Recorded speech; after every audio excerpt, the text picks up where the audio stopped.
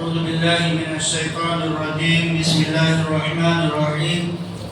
يسألون أيان يوم الدين يوم هم على النار يفتنون ذوقوا فتنتكم هذا الذي كنتم به تستعجلون. اللہ تبارک و تعالیٰ نے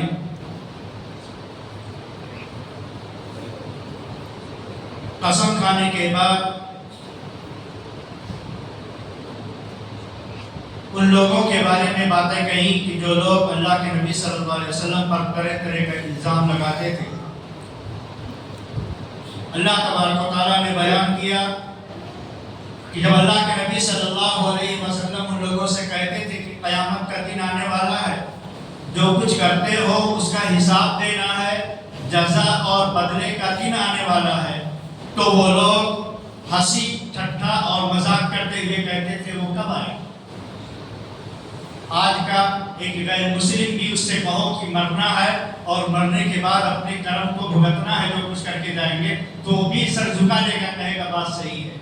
لیکن کتنے ہر دھرم تھے کہ نبی صلی اللہ علیہ وسلم سے کہتے تھے کہ جو آپ کہتے ہو کہ قیامت آئے گی, ایسا ہوگا, آسمان پھٹے گا, زمین پھٹے گی, زلزلہ آئے گا, سورج گرا دیا جائے گا, چاند گرا دیا جائے گا, ٹکڑے ٹکڑے ہو جائے گا, پہاڑ چلنے لگیں گے, یہ سب کب ہوگا جو تمہارا کھیت, یہ سب کب ہوگا جب تم لوگ کہہ رہے ہو. یسألون ایان یوم الدین, وہ پوچھتے ہیں کہ بدلے کا دن, جزا کا دن, قیامت کا دن جو کہتے ہو وہ کب ہوگا. اب اللہ تبارک و تعالیٰ چونکہ نبی صلی اللہ علیہ وسلم کی بات ہے, اس لیے اللہ تبارک و تعالیٰ نے بہت سخت لہجے میں ان کو جواب دیا ہے. جواب اللہ تبارک و تعالیٰ نے دیا ہے یوم هم علی النار یفتنون. یوم هم علی النار یفتنون, نار مانے آگ ہوتا ہے, اور یفتنون یوم مانے دن, علی مانے پر. جس روز یہ لوگ آگ پر رکھ کر تپائے جائیں گے, جس روز یہ لوگ آگ پر تپائے جائیں گے, مطلب یہ ہے کہ آگ جلا کر جس طریقے سے آدمی چکن کو یا اور کسی چیز کو آگ پہ رکھ کے فرائی کرتا ہے, اللہ تبارک و تعالیٰ ٹھیک ایسے آگ پر لٹا دے گا اور کہے گا ذوقوا فتنتکم, اپنے فتنے کا, اپنے کیے کا, اپنی بدگمانی کا, اپنے نبی پر الزام لگانے کے گناہ کی سزا اور اس کا مزہ چکھو. ذوقوا فتنتکم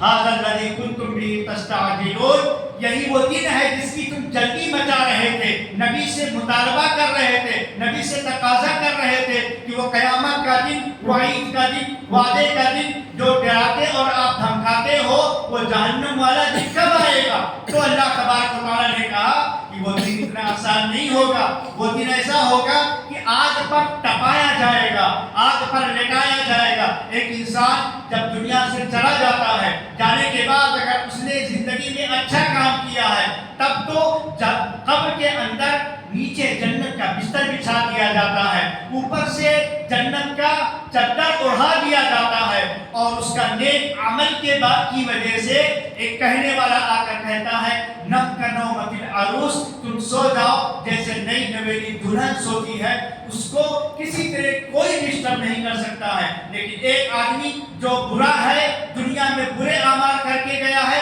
قبر میں دفن کرنے کے بعد جہنم کے آگ کا بستر بچھا دیا جاتا ہے, آگ کا اوڑھنا اڑا دیا جاتا ہے, جہنم کی کھڑکی کھول دی جاتی ہے, سانپ اور بچھو کو چھوڑ دیا جاتا ہے, کیڑے مکوڑے اس کے جسم کے گوشت کو اور اس کے گوشت کو کھا کھا کر کے, کاٹ کاٹ کے, ٹکڑے ٹکڑے کر کر اپنی خوراک بنا لیتے ہیں. ہڈیاں تک اس زمین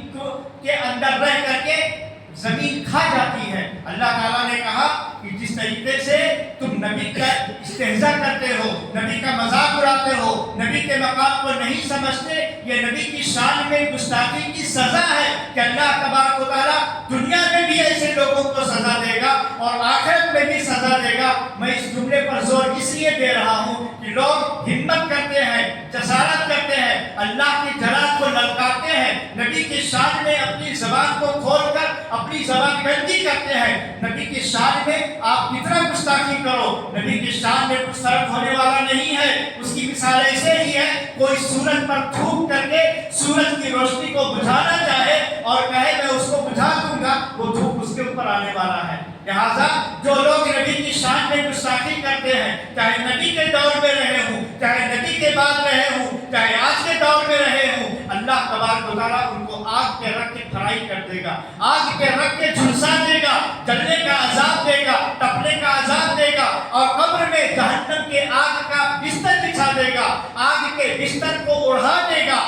جہنم کے آگ کی کھڑکی کھول دے گا، اور سانپ اور بچھو کو چھوڑ دے گا جو جسموں کو خوراک بنا کر کھا جائیں گے۔ لہٰذا اللہ تبارک و تعالیٰ نے کہا کہ دیکھو ایسا مت کرو، ایسا مت کرو، نبی کی شان میں زبان مت کھولو، اگر کھولتے ہو تو نبی کی تعریف کرو، اگر نہیں کر سکتے تو زبان کو بند رکھو، ورنہ اللہ کو جلال آتا ہے، اللہ کی قدرت کو جلال آتا ہے۔ اللہ تبارک و تعالیٰ ایسے لوگوں کو دنیا میں بھی سزا دے دیتا ہے۔ آگے کی آیتوں میں نیک لوگوں کا تذکرہ ہوگا،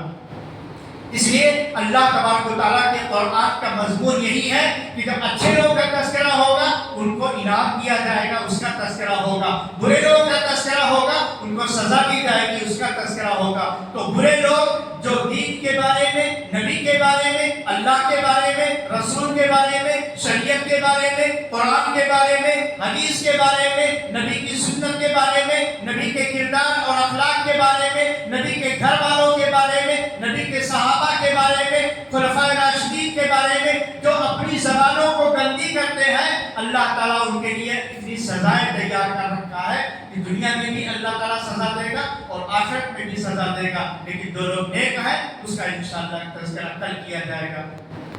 اللہ تعالیٰ سے دعا ہے کہ اللہ ہم کو آپ کو دنیا میں رہتے ہوئے قبر کی تیاری کرنے کی توفیق عطا فرما۔ ہم لوگ